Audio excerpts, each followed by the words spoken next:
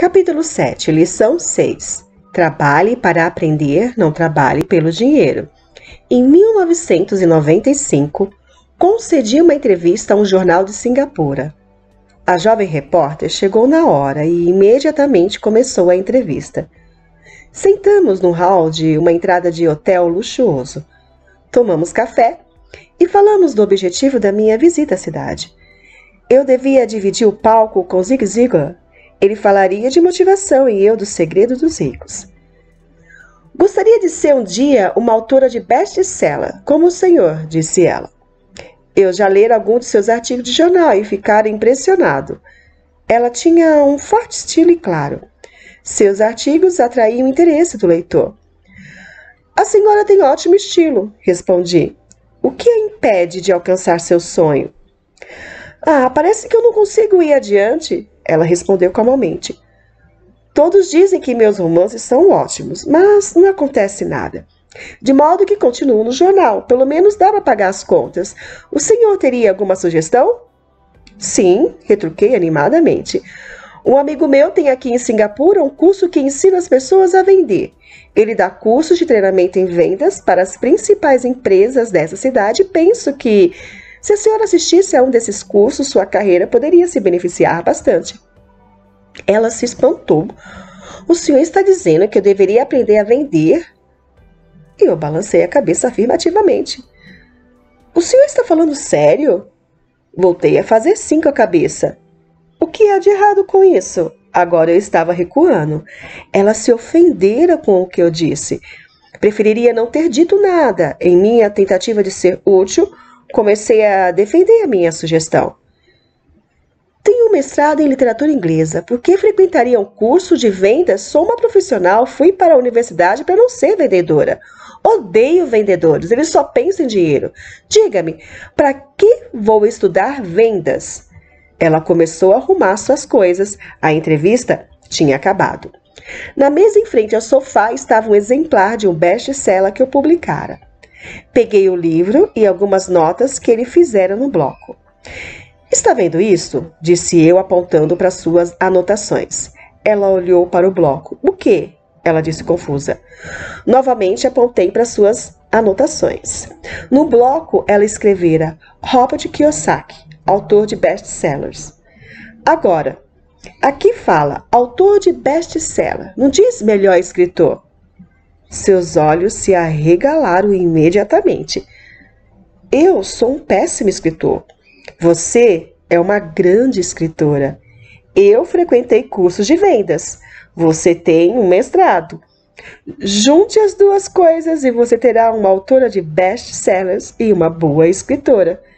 Seu olhar estava enfurecido. Nunca me rebaixaria tanto pronto chegar a aprender como vender.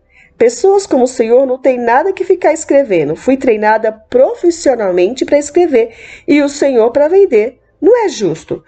Guardei o resto de suas notas e disparou pelas amplas portas de vidro para a úmida manhã de Singapura. Pelo menos na manhã seguinte, sua reportagem era equilibrada e favorável. O mundo está cheio de gente inteligente, talentosa, instruída e qualificada. Encontramos com elas todos os dias. Estão todas em volta de nós. Alguns dias atrás, meu carro estava com problemas. Eu entrei numa oficina e o jovem mecânico o consertou em alguns minutos. Ele sabia o que estava errado, apenas pelo barulho do motor. Eu fiquei impressionado. A triste verdade é que um grande talento não é suficiente. Sempre fico chocado ao perceber o pouco que ganham as pessoas talentosas. Ouvi outro dia que menos de 5% dos americanos ganham mais de $100 mil ao ano. Já encontrei gente muito instruída, brilhante, que ganha menos de $20 mil ao ano. Um consultor comercial especializado na área médica me dizia que muitos médicos dentistas quiropráticos têm dificuldades financeiras. Até então eu pensava que quando ele se formasse, os dólares choveriam. Foi esse consultor que me disse: eles estão uma habilidade atrás da grande riqueza. O que isso quer dizer? é que muitas pessoas precisam apenas aprender e dominar uma habilidade a mais e sua renda aumentará exponencialmente.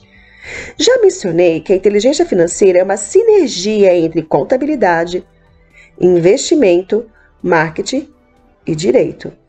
Combine essas quatro habilidades técnicas e ganhar dinheiro com dinheiro será mais fácil. Quando se fala de dinheiro, a única habilidade que a maioria das pessoas conhece é trabalhar mais. O exemplo clássico de sinergia de habilidades era uma jovem jornalista. Se ela aprendesse ativamente as habilidades de vendas e marketing, sua renda poderia aumentar de forma espetacular. Se eu fosse ela, faria alguns cursos de redação publicitária além de vendas. Então, em vez de trabalhar no jornal, eu procuraria um emprego numa agência de publicidade. Mesmo se o seu salário se reduzisse, ela aprenderia a comunicar-se sinteticamente, como se faz tanto sucesso na publicidade. Ela também aprenderia relações públicas, uma habilidade importante. Aprenderia como obter milhões em publicidade gratuita. Então, de noite e nos fins de semana, ela poderia escrever seu grande romance. E quando este estivesse terminado, ela estaria mais apta a vender seu livro e assim, em pouco tempo, ela poderia ser uma autora de best-sellers. Quando publiquei meu primeiro livro, If You Want to Be Rich and Happy, Don't Go to School. Se você quer ser rico e feliz, não vá para a escola. Um editor sugeriu que eu mudasse o título para A Economia da Educação. Falei que com um título como este, eu só conseguiria vender 2 exemplares, um para minha família e outro para meu melhor amigo. O problema é que eles esperariam ganhá-lo. O agressivo título foi escolhido porque eu sabia que assim obteria toneladas de publicidade. Sou favorável à educação e acredito em reforma educacional. De outra forma, por que continuaria eu a pressionar por mudança em nosso sistema do ensino antiquado? Por isso, escolhi um título que me permitisse ir a mais apresentações de televisão e rádio simplesmente por causa da controvérsia. Muitas pessoas pensaram que eu era louco, mas o livro vendeu muito bem. Quando me formei na Academia de Marinha Mercante dos Estados Unidos em 1969, meu pai, instruído, ficou feliz. A Stanwell de Califórnia me contratara para sua nova frota de aviões tanque. Eu era terceiro imediato e o salário era baixo em comparação ao dos meus colegas, mas era um bom emprego para um recém-formado. Meu salário inicial era de cerca de $42.000 ao ano, incluindo as horas extras, e eu só trabalhava durante 7 meses. Tinha 5 meses de férias. Se eu quisesse, poderia ter ido para o Vietnã com uma empresa de navegação subsidiária e teria com facilidade dobrado meu salário em vez de descansar nas férias. Tinha uma grande carreira à minha frente, contudo me demiti 6 meses depois e fui para a Marinha dos Estados Unidos para aprender a voar. Meu pai, instruído, ficou arrasado. Pai rico me deu os parabéns.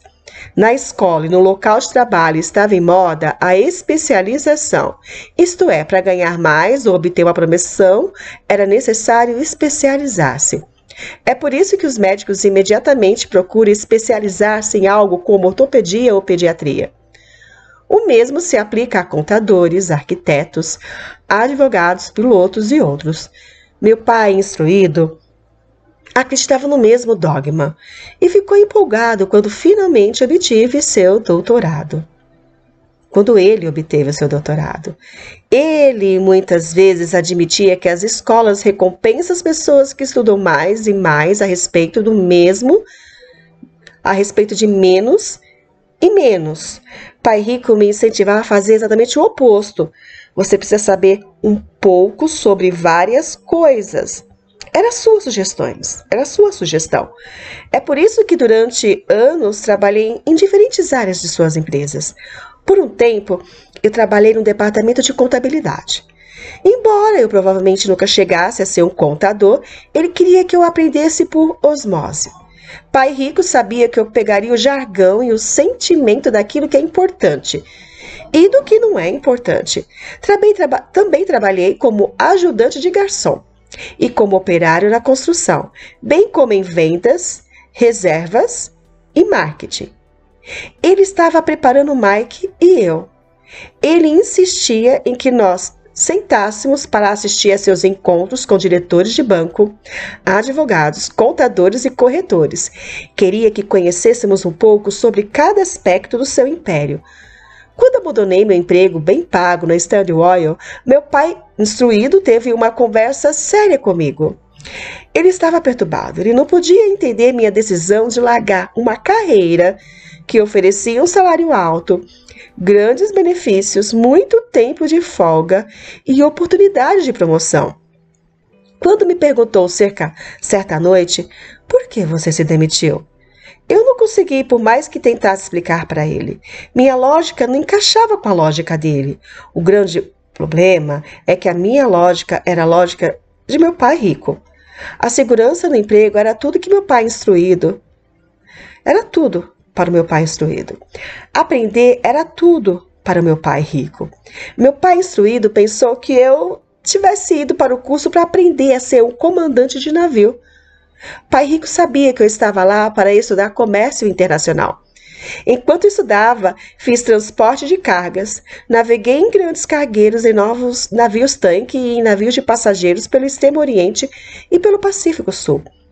Pai rico me incentivava a navegar pelo Pacífico, em lugar de ir para a Europa, porque sabia que as nações emergentes estavam na Ásia e não no velho continente. A maioria de meus colegas de turma, incluindo Mike, ainda participava de festas nas suas fraternidades. E eu já estudava comércio, gente, estilos de negócios e culturas no Japão. Taiwan, Tailândia, Singapura, Hong Kong, Vietnã, Coreia e Tahiti. Samoa e Filipinas. Eu também frequentava festas, mas não em fraternidades. Cresci rapidamente. Meu pai, instruído, não conseguia entender por que eu me demitira do emprego e entrara para a Marinha dos Estados Unidos. Disse-lhe que queria aprender a voar, mas realmente queria aprender a comandar tropas. Pai rico me explicara que a parte mais difícil da condução de uma empresa é a gestão de pessoas. Ele passara 3 anos no exército. Meu pai instruído tinha sido isento do serviço militar. Pai rico me falou do valor de aprender a liderar pessoas em situações difíceis. Liderança é o que você precisa aprender agora, dizia. Se você não for um bom líder, receberá um tiro pelas costas, como ocorre nos negócios. Ao voltar do Vietnã em 1973, me desliguei, embora adorasse voar. Consegui um emprego na Xerox Corp. Fui para lá por uma razão, e esta não está nos benefícios. Eu era bastante tímido, e a ideia de vender me parecia a coisa mais apavorante do mundo. A Xerox tem um dos melhores programas de treinamentos em venda dos Estados Unidos.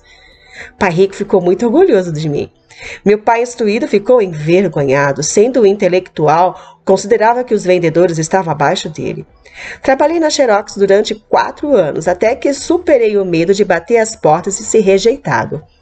Ao alcançar permanentemente lugar entre os 5 maiores vendedores, me demiti e fui em frente, deixando atrás de mim outra grande carreira e uma ótima empresa.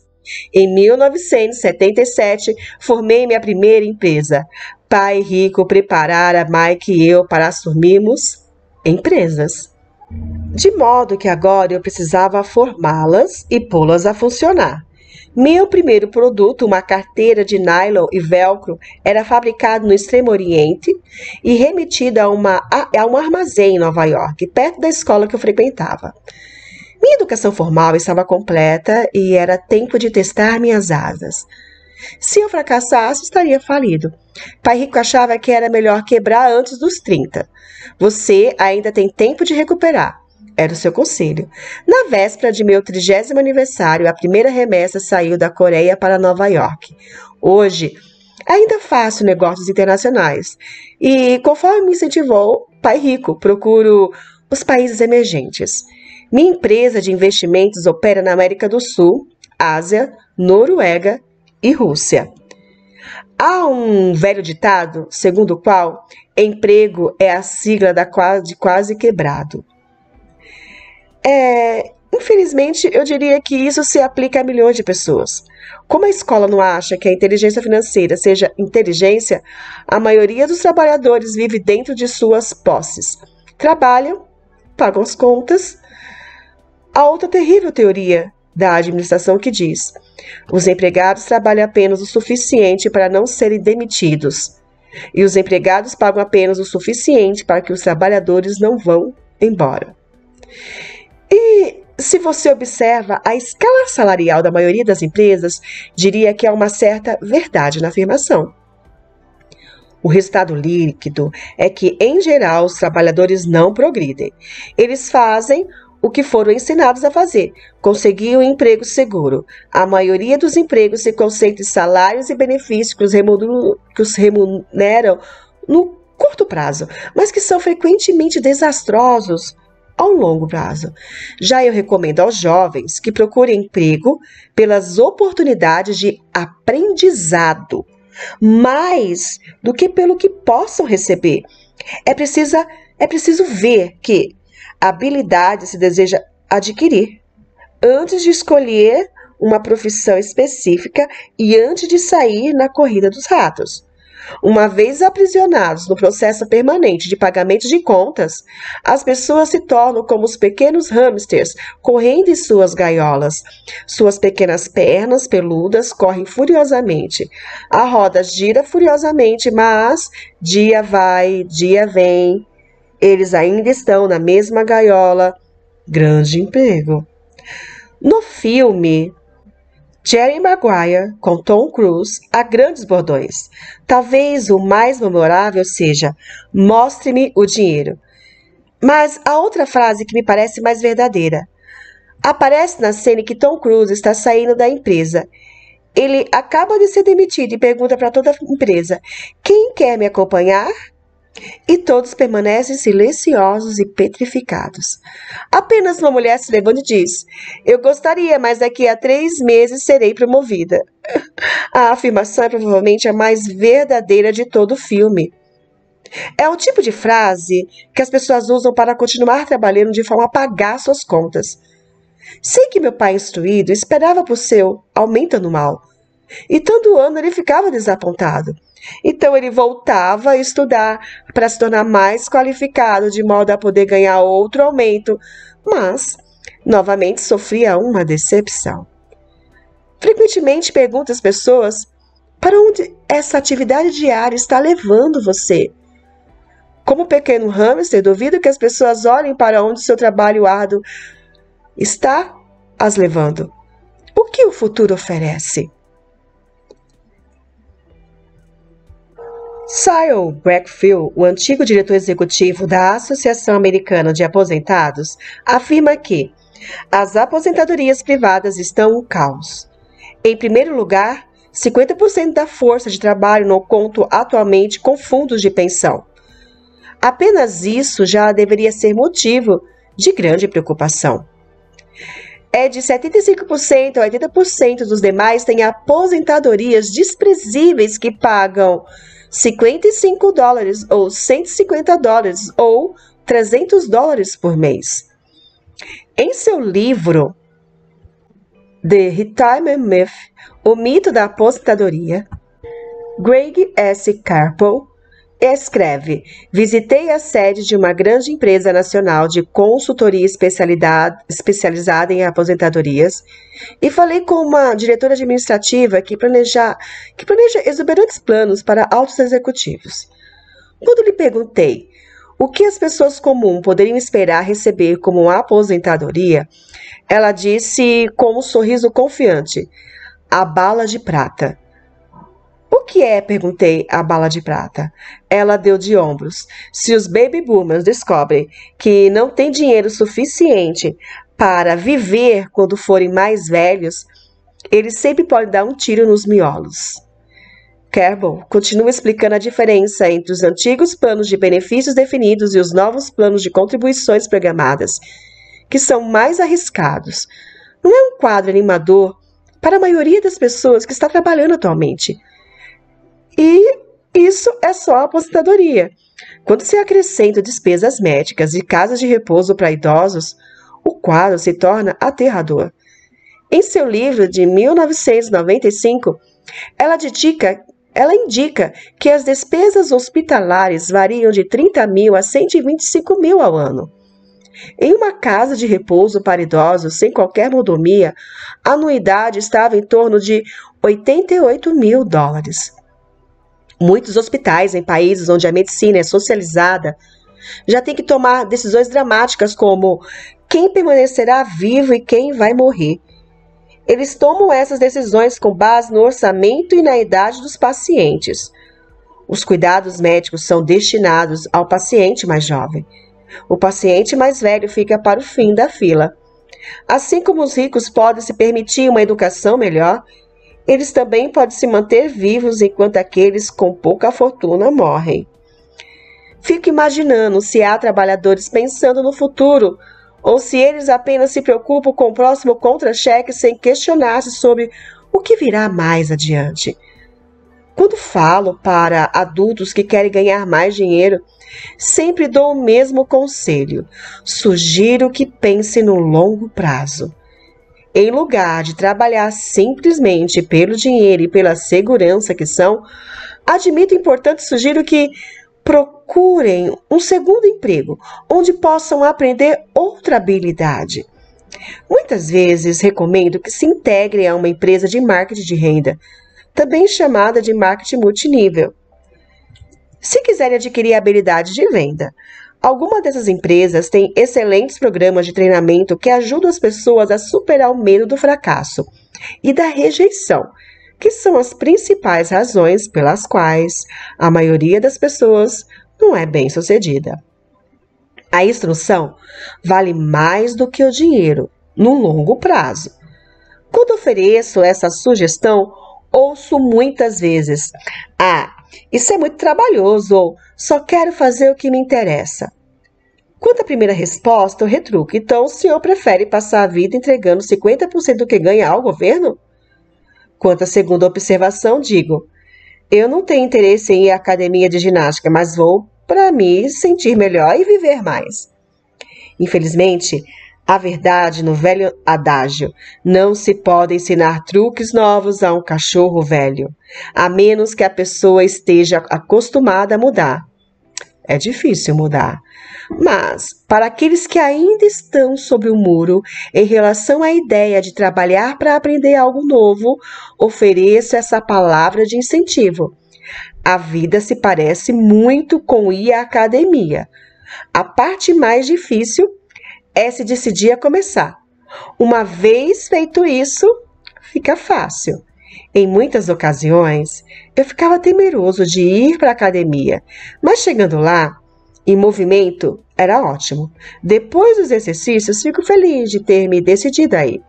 Se você não está disposto a trabalhar para aprender algo novo e insiste em se especializar em sua área, assegure-se de trabalhar em uma empresa sindicalizada.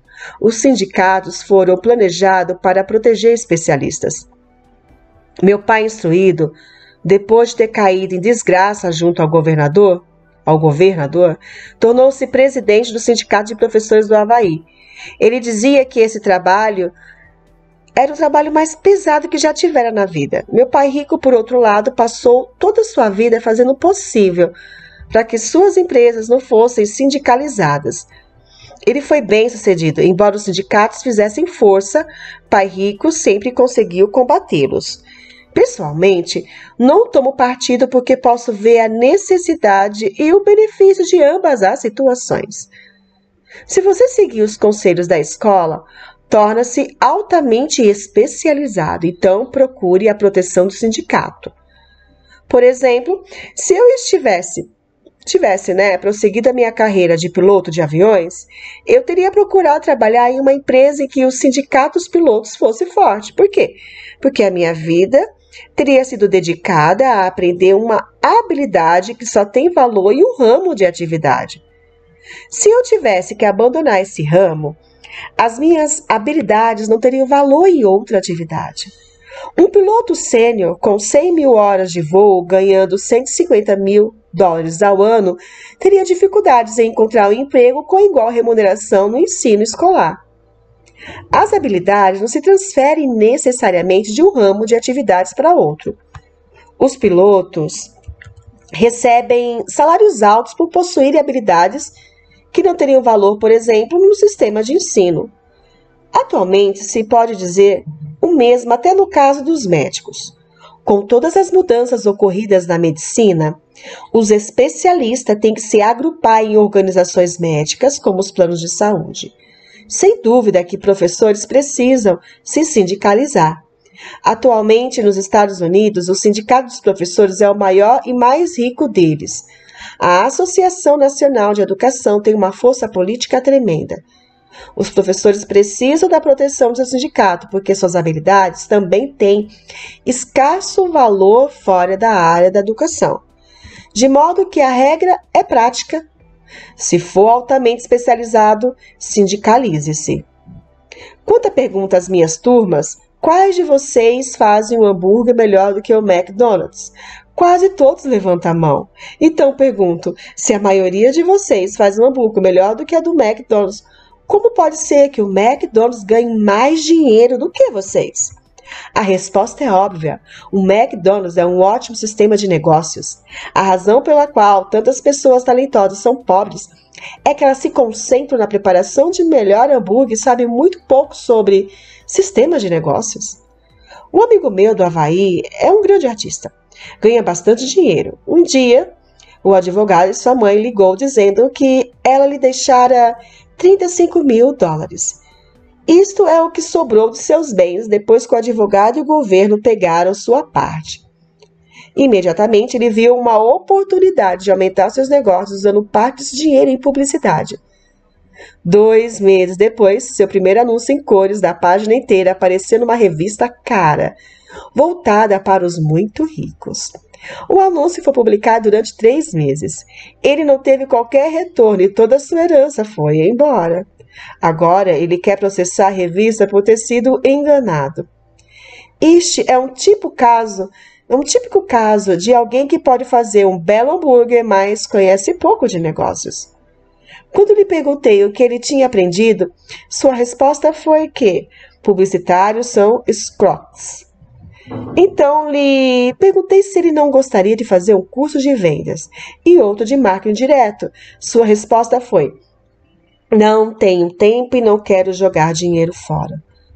O mundo está cheio de pessoas talentosas. Com muita frequência são pobres, ou têm dificuldades financeiras, ou ganham menos do que poderiam, pelo que sabem, mas pelo que não sabem. Concentram-se em aperfeiçoar suas habilidades de fazer um melhor hambúrguer em vez de pensar em como vender e entregar esse hambúrguer. Talvez o McDonald's não faça o melhor hambúrguer, mas é o melhor no ofício de vender e entregar um sanduíche de básico médio. Pai pobre queria que eu me especializasse. Era assim que ele achava que se ganhava mais, mesmo depois de ouvir do governador de Havaí que não poderia mais trabalhar no governo do estado. Meu pai instruído continuou me incentivando a me especializar. Pai pobre, então, encampou a causa do sindicato dos professores, fazendo campanhas por mais proteção e maiores benefícios para esses profissionais altamente especializados e instruídos. Ele nunca entendeu que quanto mais especializados você se torna, mais você fica amarrado e dependente dessa especialização. Pai rico aconselhava Mike e eu a nos prepararmos. Muitas grandes empresas fazem o mesmo, procuram jovens recém-formados nas faculdades e começam a, entre aspas, preparar essas pessoas para exercer um dia altos cargos na organização.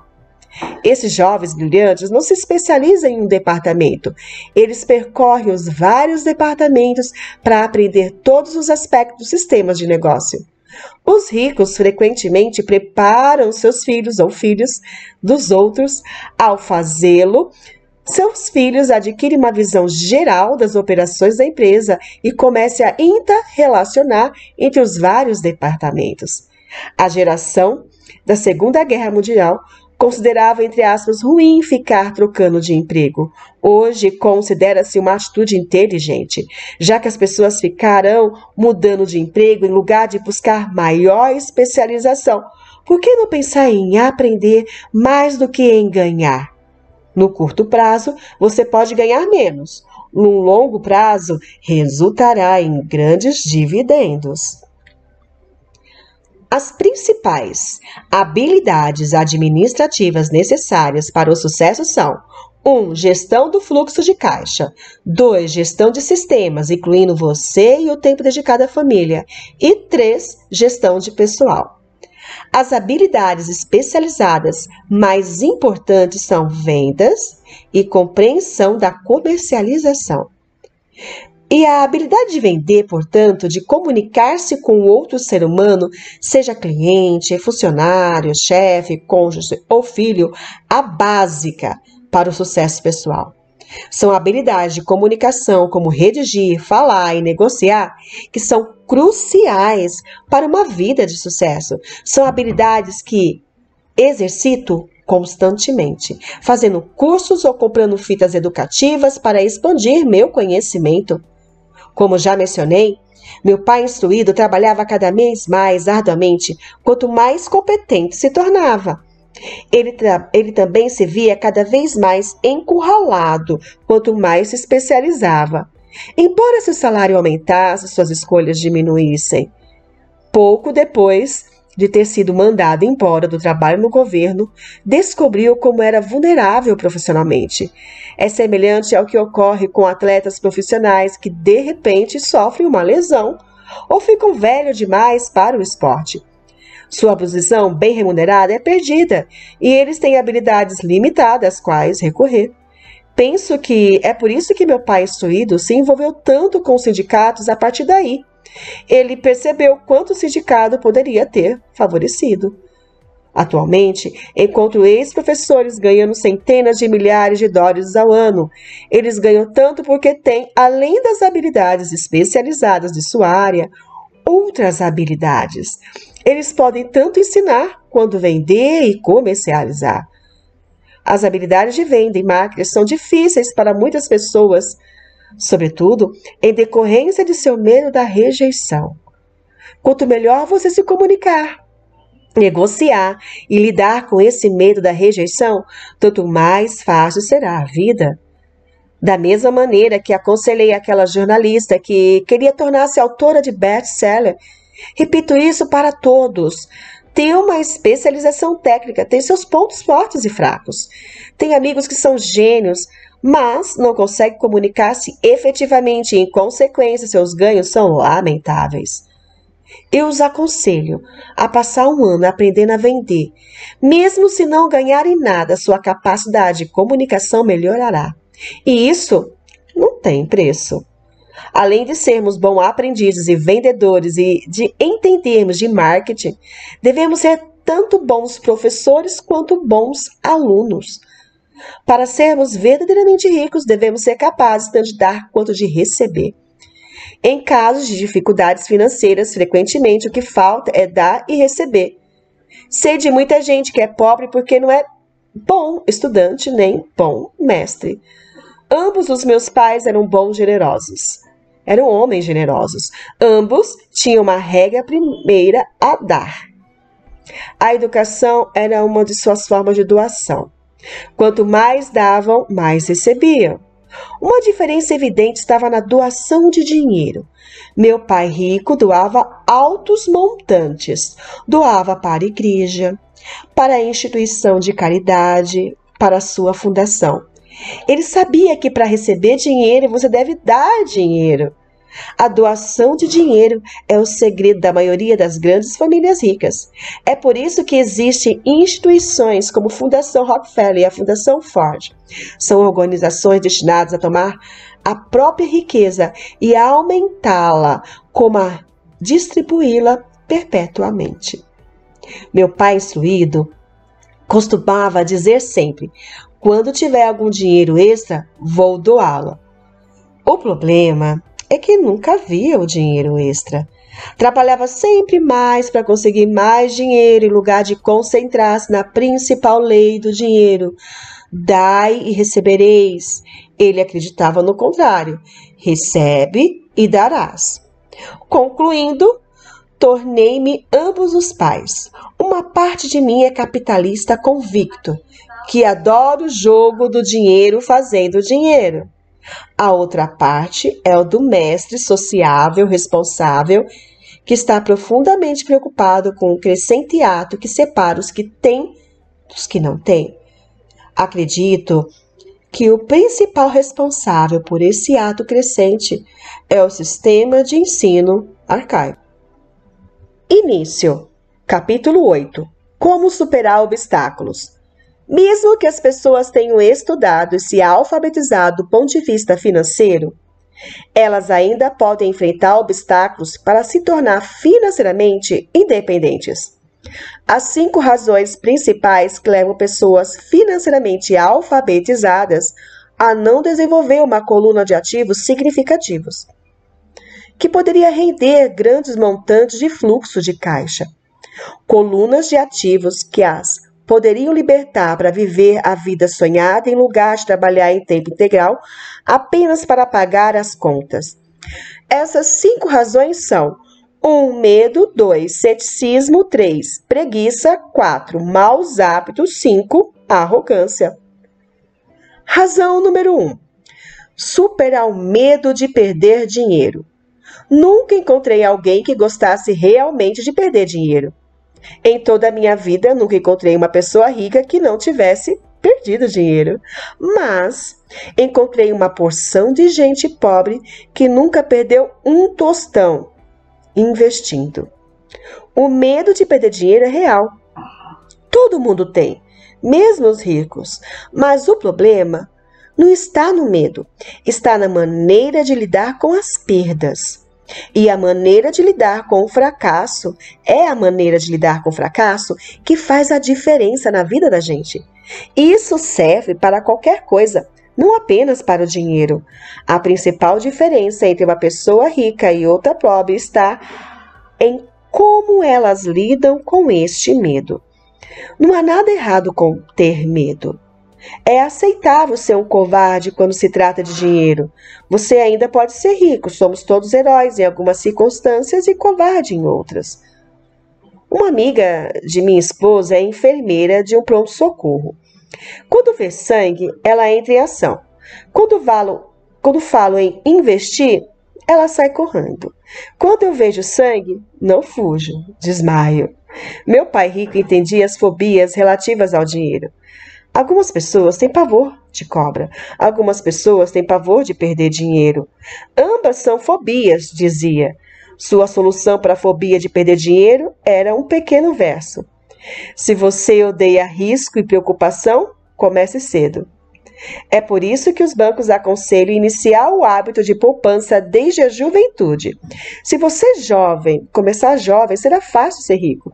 Não vou me estender sobre isso, mas há uma grande diferença entre pessoas que começam a poupar aos 20 anos e as que começam aos 30. Uma diferença apreciável. Diz-se que um dos assombros do mundo é o poder dos juros compostos. A aquisição da ilha de Manhattan é considerada uma das maiores pechinchas de todos os tempos. Nova York foi comprada por $24 em badulaques e contas de vidro. Contudo, se esses $24 tivessem sido investidos a juros de 8% ao ano, esses $24 estariam valendo mais de 28 trilhões em 1995. Manhattan poderia ser recomprada e ainda sobraria dinheiro para comprar boa parte de Los Angeles, especialmente com os preços de imóveis vigentes em 1995. Meu vizinho trabalha para uma grande empresa de computadores. Está lá há 25 anos.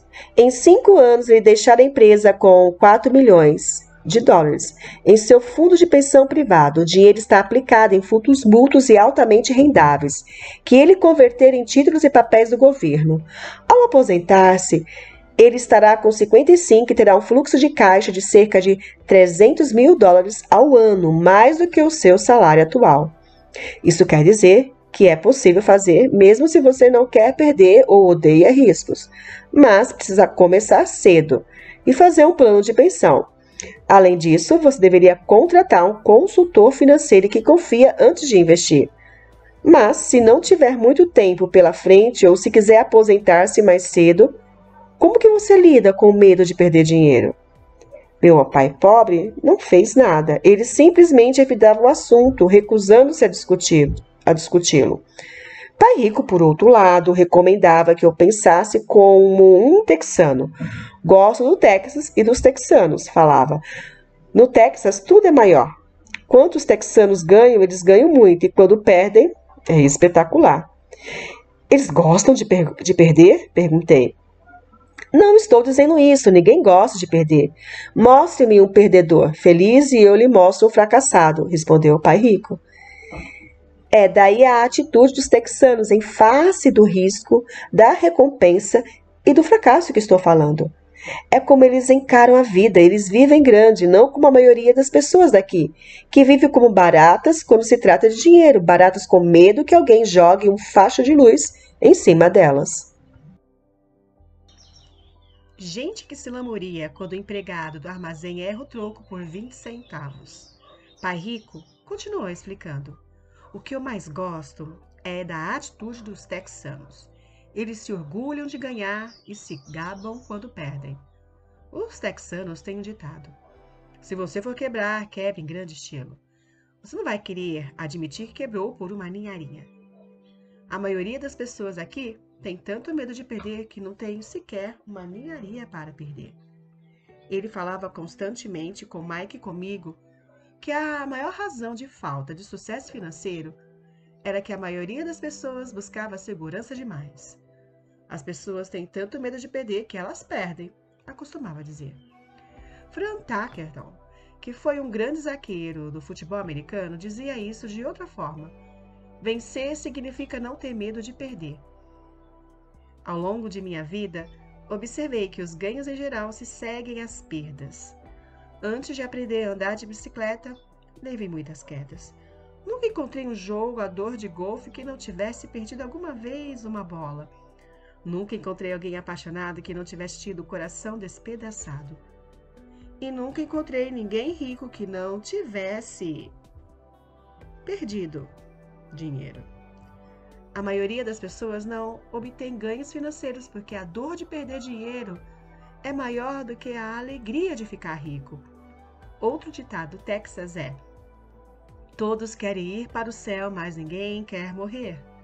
Todos sonham em ser ricos, mas têm pavor de perder dinheiro, então nunca chegará ao céu. Pai Rico costumava contar para Mike e para mim história de suas viagens ao Texas. Se você quer realmente aprender como lidar com os riscos, com as perdas e com os fracassos, vá para San Antônio e visite Alamo. O Alamo é uma grande história de gente corajosa que optou por lutar, sabendo que não havia esperança de sucesso contra a superioridade do inimigo. Eles preferiram morrer a render-se. É uma história inspiradora que merece ser estudada. Contudo, não deixa de ser uma trágica derrota militar. Eles levaram um chute no traseiro, um fracasso, se quiserem. Perderam. Então, como é que os texanos lidam com o fracasso? Eles ainda gritam: lembre-se do Alamo. Mike e eu ouvíamos essa história muitas vezes. Pai Rico sempre a repetia quando estava entrando em uma grande negociata e ficava nervoso. Depois que tinha estudado tudo, e era pegar ou largar, e nos contava a história. Toda vez que sentia medo de cometer um erro ou de perder dinheiro, ele nos contava a história. Ela lhe dava força. Lembrava-lhe que sempre é possível transformar uma perda financeira em um ganho financeiro. Pai Rico sabia que esse fracasso o tornaria mais forte e mais esperto. Não é que ele quisesse perder, apenas sabia quem ele era e como ele aceitaria a perda. Ele pegaria uma perda e a transformaria num ganho. Isso é o que tornava um vencedor e outros perdedores. A história lhe dava coragem para avançar quando os outros recuavam. É por isso que gosto dos texanos. Eles pegaram um grande fracasso e o transformaram em uma atração turística que lhes rende milhões. Provavelmente, as palavras que mais significam para mim nos dias de hoje são estas. Os texanos não escondem seus fracassos. São inspirados por eles, pegam seus fracassos e os transformam em gritos de guerra. O fracasso inspira os texanos a se tornarem vencedores. Mas isso não é apenas uma fórmula para os texanos, é uma fórmula para todos os vencedores. É como andar de bicicleta, as quedas foram parte de meu aprendizado. Lembro que elas aumentavam minha determinação de aprender. Não a diminuíam. Também disse que nunca encontrei um jogador de golfe que nunca tivesse perdido uma bola. Perder uma bola ou um torneio serve de inspiração aos jogadores de golfe para serem melhores, praticarem mais, estudarem mais. Isso é o que os aperfeiçoa. Para os vencedores, os fracassos são uma inspiração. Para os perdedores, o fracasso é uma derrota. Citando John D. Rockefeller, sempre tentei transformar cada fracasso em uma oportunidade. Sendo um nipo-americano, posso falar o seguinte. Muitas pessoas dizem que Pearl Harbor foi um erro americano. Eu digo que foi um erro japonês. No filme Tora, Tora, Tora, um sobrinho almirante japonês diz a seus subordinados: receio que tenhamos aguardado o gigante adormecido. Lembre-se de Pearl Harbor? Tornou-se um grito de guerra, transformou-se em uma das grandes derrotas dos Estados Unidos e uma razão para vencer. Esta grande derrota deu força aos Estados Unidos, que logo se transformou em uma potência mundial. O fracasso inspira os vencedores e o fracasso derrota os perdedores. E o maior segredo dos ganhadores é o segredo que os perdedores não conhecem. O maior segredo dos vencedores é que o fracasso inspira a vitória. Por isso, eles não têm medo de perder. Repetindo Frank Tacton, vencer significa não ter medo de perder. Pessoa como Tacton não tem medo de perder, porque sabem que são. Odeiam perder, de modo que sabem que o fracasso apenas incentivará a se tornarem melhores. Há uma grande diferença entre detestar perder e ter medo de perder. A maioria das pessoas tem tanto medo de perder dinheiro que acaba perdendo. Elas quebram por uma ninharinha. Financeiramente, desejam segurança demais e têm um horizonte estreito. Compram casas grandes e carros grandes, mas não fazem grandes investimentos. A principal razão que leva 90% dos americanos a ter problemas financeiros é que eles jogam para não perder, não jogam para ganhar. Eles procuram seus consultores financeiros, ou seus contadores, ou seus corretores, e adquirem um portfólio equilibrado. Muitos aplicam altas somas em certificados de depósito, em títulos de baixo rendimento, em fundos mútuos e em poucas ações. É um portfólio seguro e inteligente, mas não é um portfólio vencedor. É o portfólio de quem não quer perder. Não me entenda mal. É provavelmente um portfólio melhor do que o da média da população, mas isso é apavorante. O portfólio seguro é melhor do que nenhum portfólio. É um grande portfólio para quem adora segurança, mas buscar a segurança, entre aspas, é o equilíbrio em seu portfólio de aplicações, não é a forma como jogam os investidores bem-sucedidos. Se você tem pouco dinheiro e quer ficar rico, você deve estar focado, não equilibrado. Se você observar qualquer pessoa bem-sucedida, verá que no início não estavam equilibradas. Pessoas equilibradas não vão a lugar algum, ficam em um lugar. Para progredir é preciso no início de desequilíbrio. Preciso de um desequilíbrio. Veja como você progride quando anda. Thomas Edison não estava equilibrado. Estava focado. Bill Gates não estava equilibrado. Estava focado. Donald Trump está focado. George Soros está focado. Gerson Patton não atribuiu seus tanques por uma área ampla. Ele os focou e arrasou os pontos fracos da linha alemã. Os franceses se espalharam pela linha Maginot. E você sabe o que aconteceu com eles. Se você tem algum desejo de ser rico, você deve focar. por uma porção de ovos em poucas cestas. Não fazer o que fazem os pobres e a classe média, põem poucos ovos em muitas cestas. Se você odeia perder, procure a segurança. Se perdeu e enfraquece, procure a segurança. Procure aplicações equilibradas. Se você tem mais de 25 anos e está apavorado em assumir riscos, não mude, procure a segurança. Mas comece cedo, comece a formar suas poupanças cedo porque vai levar tempo. Mas, se você tem sonhos de liberdade, a primeira coisa a perguntar-se é: qual a minha reação ante o fracasso? Se o fracasso inspirar a ganhar, talvez você deva seguir adiante, mas só talvez. Se o fracasso enfraquece ou o leva ao desespero, como os garotos mimados que correm ao advogado para processar alguém toda vez que as coisas não saem do seu jeito, então procure a segurança. Fique com seu emprego, ou compre títulos ou fundos mútuos. Mas lembre que esses instrumentos financeiros também têm seus riscos, mesmo sendo mais seguros. Digo tudo isso citando os texanos e Frank Tarkenton, porque aumentar a coluna dos ativos é fácil. É realmente um jogo que não exige grandes atitudes, não exige muita instrução. A matemática do primeiro grau resolve, mas aumentar a coluna dos ativos é um jogo de atitude. Exige garra, paciência e resistência ante o fracasso. Os perdedores evitam o fracasso. É o fracasso, e o fracasso transforma perdedores em vencedores. Lembre-se do Álamo. Razão número 2. Superar o ceticismo. O céu está caindo, o céu está caindo. Todos nós conhecemos a história da galinha pessimista que corria em torno do terreiro anunciando o fim do mundo.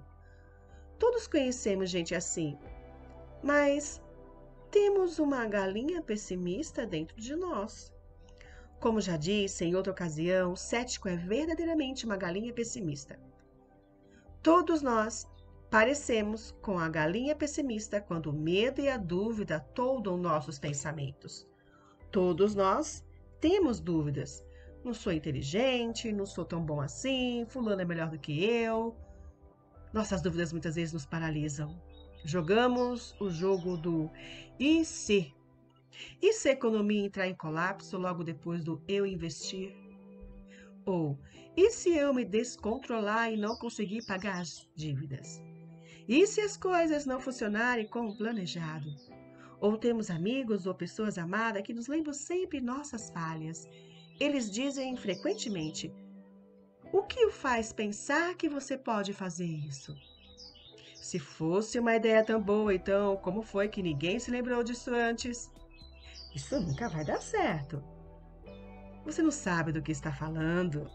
Essas palavras de dúvidas muitas vezes calam tão profundamente que deixamos de agir. Um sentimento horrível aperta nosso estômago, às vezes não conseguimos dormir. Não andamos para frente, de modo que ficamos com a segurança e abandonamos as oportunidades. Observamos a vida passando por nós, enquanto sentamos imobilizados com frio no corpo. Todos já passamos por isso na vida, alguns mais do que os outros. Peter Litt, do Fidelity Magellan, o conhecido fundo mútuo, faz advertências sobre o céu que despenca como um ruído. E todos nós o ouvimos. O ruído pode ser criado dentro de nossa cabeça ou vir de fora. Muitas vezes de amigos, familiares, colegas ou da mídia. Litt lembra o tempo na década de 1950 em que a ameaça de uma guerra nuclear era tão comum no noticiário que as pessoas começaram a construir abrigos antinucleares e a estocar alimentos e água. Se elas investissem esse dinheiro sabiamente no mercado em lugar de construir os abrigos, provavelmente seriam atingido a independência financeira nos dias de hoje. Quando explodiram os motins em Los Angeles, há alguns anos, as vendas de armas aumentaram em todo o país. Uma pessoa morreu depois de ter ingerido um hambúrguer mal passado nos Estados Unidos e o Departamento de Saúde do Arizona determinou que os restaurantes preparassem somente carne bem passada. Uma empresa farmacêutica divulgou nacionalmente um anúncio de televisão mostrando pessoas gripadas. O anúncio foi divulgado em fevereiro. Os casos de gripe aumentaram bem como as vendas do medicamento anunciado. A maioria das pessoas é pobre quando se trata de investir. O mundo está cheio de galinhas pessimistas que correm gritando: o céu está caindo, o céu está caindo. E as galinhas pessimistas atingem seus objetivos porque todos temos um pouco de galinha pessimista. Muitas vezes é necessário coragem para não permitir que rumores e notícias de desastres afetem nossas dúvidas e medos. Em 1992, um amigo chamado Richard foi em Boston e Phoenix para visitar a mulher e eu. Ele estava impressionado com o que tínhamos feito por meio de ações e imóveis. Os preços dos imóveis em Phoenix estavam deprimidos. Passamos 2 dias mostrando-lhe o que considerávamos excelentes oportunidades de geração de fluxo de caixa e de valorização de capital. Minha mulher e eu não somos verdadeiramente corretores imobiliários, somos apenas investidores. Depois de identificar uma unidade, um condomínio de lazer, chamamos o corretor que a vendeu para Richard naquela mesma tarde. O preço era de apenas $42 mil para uma casa de 2 quartos. Unidades semelhantes estavam sendo vendidas por $65 mil. Meu amigo achou que era uma pechincha, fechou o negócio e voltou a Boston. 2 semanas depois, o corretor ligou dizendo que meu amigo tinha voltado atrás. Liguei imediatamente para ele a fim de saber o que ocorrera. Tudo o que ele disse foi que falou com o vizinho e este lhe disse que era um mau negócio. O preço era alto demais. Perguntei a Richard se o vizinho era um investidor. Richard respondeu: não. Quando lhe perguntei por quê, então lhe dava ouvidos, meu amigo partiu para a defensiva e simplesmente disse que preferia procurar um pouco mais. O mercado imobiliário de Phoenix se recuperou e por volta de 1994, aquela pequena unidade estava sendo alugada por $1.000 mensais, 2,5 mil nos meses de inverno, $2,5 mil nos meses de inverno. Seu valor alcançava, em 1995, $95 mil. Tudo o que Rich teria precisado era dar uma entrada de 5 mil e já teria dado o primeiro passo para sair da corrida dos ratos e até hoje ele não fez nada. E as pechinchas de Fênix ainda estão aí. Só que agora eu preciso procurar bem mais. O recuo de Richard não me surpreendeu. É chamado remorso do dó comprador. Afeta a todos. São essas dúvidas que atrapalham. A galinha pessimista ganhou e perdeu-se uma chance de libertação. Outro exemplo. Uma pequena parte de meus ativos está aplicada em certificados de engravamento de impostos em lugar de certificados de depósitos. Assim, meu dinheiro rende 16% ao ano, o que sem dúvida é melhor do que os 5% que o banco oferece. Esses certificados são garantidos por imóveis e são estabelecidos por leis estaduais, o que também é melhor do que o que a maioria dos bancos oferece.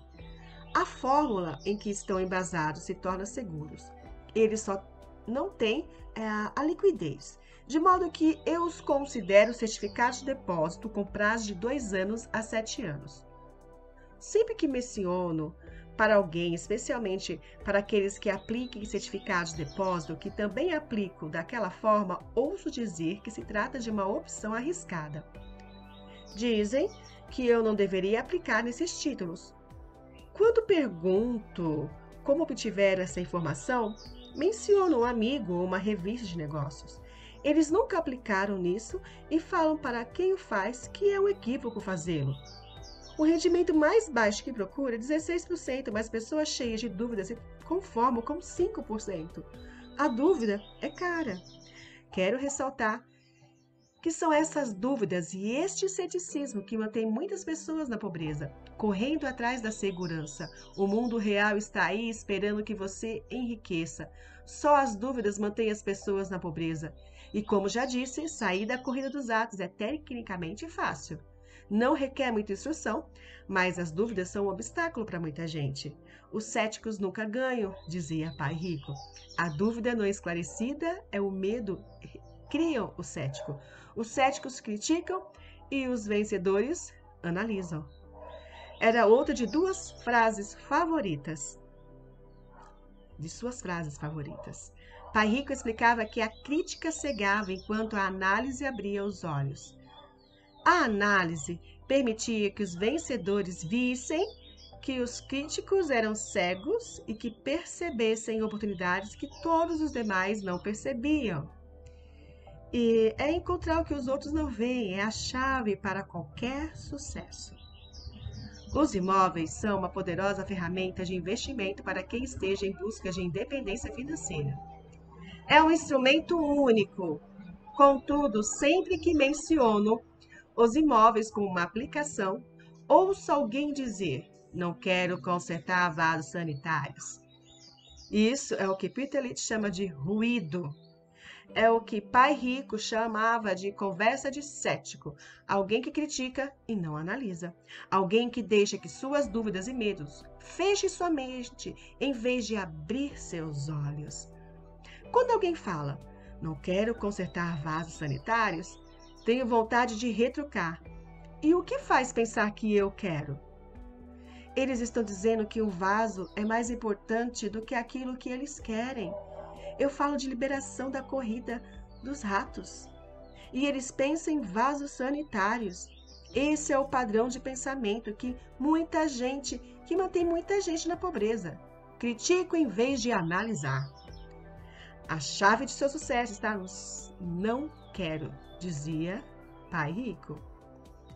Eu também não estou a fim de consertar vasos sanitários. Procuro sempre um bom administrador de imóveis que consertem os vasos. E, ao encontrar um bom administrador que cuide bem dos imóveis, meu fluxo de caixa aumenta. Mas, importante ainda, um bom administrador de imóveis me permite comprar ainda mais imóveis, pois não preciso me preocupar com o conserto dos vasos sanitários. Um bom administrador de imóveis é a chave para o sucesso com imóveis. Achá-lo é mais importante do que o próprio imóvel. Um bom administrador muitas vezes sabe de bons negócios antes dos corretores, os que o torna ainda mais valiosos. É isso que meu pai rico queria dizer quando fala: a chave do seu sucesso está nos não quero. Como eu também não quero consertar vasos, descobri uma forma de comprar mais imóveis e apressar minha saída da corrida dos ratos. As pessoas que continuam falando, não quero consertar vasos sanitários, muitas vezes se privam desse poderoso instrumento de investimento. Os vasos são mais importantes que sua liberdade. No mercado de ações, ouço muita gente declarar: não quero perder dinheiro. Bom, e o que os leva a pensar que eu ou qualquer outra pessoa goste de perder dinheiro? Eles não ganham dinheiro porque optam por não perder dinheiro, em lugar de analisar. Fecham suas mentes a outro poderoso meio de investimento, o mercado de ações. Em dezembro de 1996, estava passando com um amigo pelo posto de gasolina do bairro. Ele olhou e viu que o preço da gasolina estava aumentando. Meu amigo é um cara inculcado, uma galinha pessimista. Para ele, o céu está sempre a ponto de cair e, em geral, cai sobre sua cabeça. Quando chegamos em casa, ele me expôs todas as estatísticas que mostravam por que o preço do petróleo deveria aumentar nos próximos anos. Estatísticas que eu nunca vira antes, mesmo quando eu já tinha um substancial bloco de ações de uma empresa petrolífera. Com essa informação em mãos, comecei a procurar e achei uma nova empresa petrolífera que estava a ponto de descobrir algumas jazidas. Meu corretor ficou entusiasmado com essa nova empresa e eu comprei 15 mil ações por 65 centavos cada uma. Em fevereiro de 1997, enquanto escrevo este livro, meu amigo e eu passamos pelo mesmo posto de gasolina e, de fato, o preço do combustível subira cerca de 15%.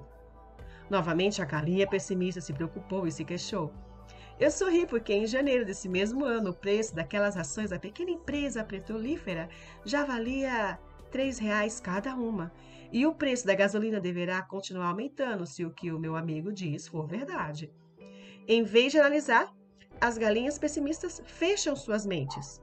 Se a maioria das pessoas entendesse como Uma ordem de stop funciona nos investimentos em ações, haveria mais gente investindo para ganhar do que para não perder. O stop é simplesmente um comando de computador que vende automaticamente suas ações se o preço começa a cair, ajudando a minimizar as perdas e a maximizar alguns ganhos. É uma grande ferramenta para aqueles que têm pavor de perder. Por isso, sempre que ouço pessoas preocupadas com os não quero, em vez de pensar no que querem, sei que o ruído em suas cabeças deve ser grande. A galinha pessimista se apoderou delas e grita: o céu caiu e os vasos sanitários estão enguiçando. Assim, eles evitam seus não quero, mas pagam um preço alto. Nunca conseguirão o que querem na vida. Pai Rico me mostrou a maneira de olhar para a galinha pessimista. Faça o que fez Coronel Sanders. Com 66 anos de idade, ele perdeu seu negócio e começou a viver de aposentadoria da Seguridade Social. Não era o suficiente. Ele começou a percorrer o país tentando vender sua receita de galinha frita. Ela foi recusada 1009 vezes antes que alguém dissesse sim. E ele acabou se tornando um multimilionário numa idade que a maioria das pessoas está desistindo. Ele era um homem corajoso e tenaz, dizia Pai Rico, a respeito de Alan Sanders. Assim, quando você estiver em dúvida e um pouco receoso, faça o que Coronel Sanders fez com sua galinha. Ele a fritou.